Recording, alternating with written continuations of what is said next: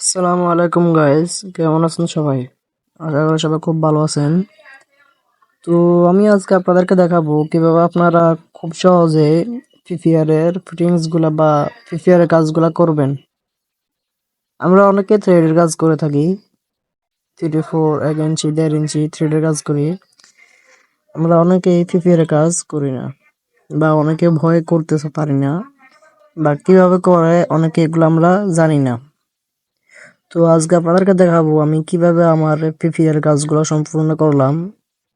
আমার এই যে এগুলো দেখতেছেন, এগুলো হচ্ছে আমাদের পিপিআর এর ওয়ারিংটা, হচ্ছে আমার পিপিআর ওয়ারিং। তো এই যে দেখুন, আমি পিপিআর ওয়ারিং করলাম। এই যে এখান থেকে আমাদের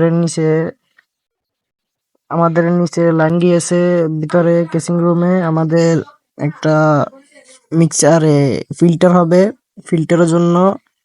আর উপরের দিকে গেছে আমাদের টাঙ্কির জন্য।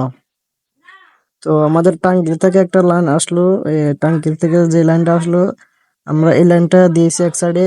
আর এই যে দেখতেছেন, এটা হচ্ছে আমাদের যে মোটর থেকে, এই মোটর লাইন, মোটর থেকে পানি নেওয়ার জন্য মোটর লাইন। আমরা এখানে একটা গেট বল ব্যবহার করেছি। তো এই যে দেখুন আমি কিভাবে মোটরটা ফিটিং করলাম। তো এগুলো দেখতেছেন, এগুলো হচ্ছে সবগুলা পিপিআর এর ফিটিংস। এগুলো আমাদের পিপিআর এর কাজ।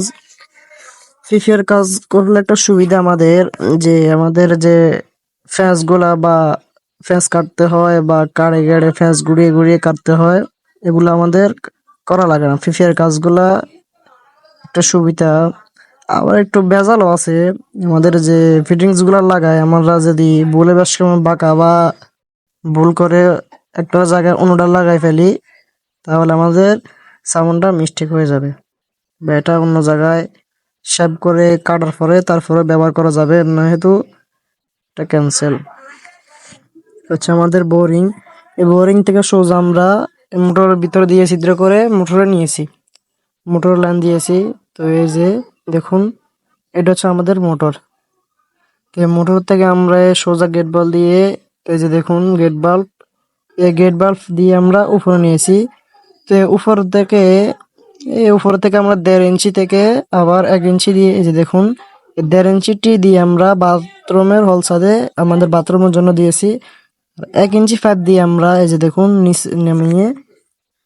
দেখুন নিচে নামিয়ে, তারপর আমরা এখান থেকে ব্যান দিয়ে, এলবো দিয়ে আমরা এই সাইডে আমাদের, এই যে দেখুন আপনাদেরকে জুম করে দেখাই, এই যে দেখুন আমরা এখান দিয়ে একটাই দিয়ে আমরা বাইরে লাইন দিয়েছি।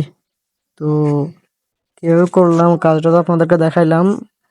তো আপনারা যারা আমার চ্যানেল নতুন, তারা আমার চ্যানেলটাকে সাবস্ক্রাইব করে রাখবেন। আর যারা অলরেডি করে রাখছেন, তারা সবসময় পাশে থাকবেন, সাবস্ক্রাইব করে রাখবেন, অল নোটিফিকেশন অন করে রাখবেন। আর আমার ভিডিও কেমন হলো তা আমাকে কমেন্ট করে জানাবেন। তো ভালো থাকবেন। আসসালামু আলাইকুম ওয়া রাহমাতুল্লাহি ওয়া বারাকাতুহু।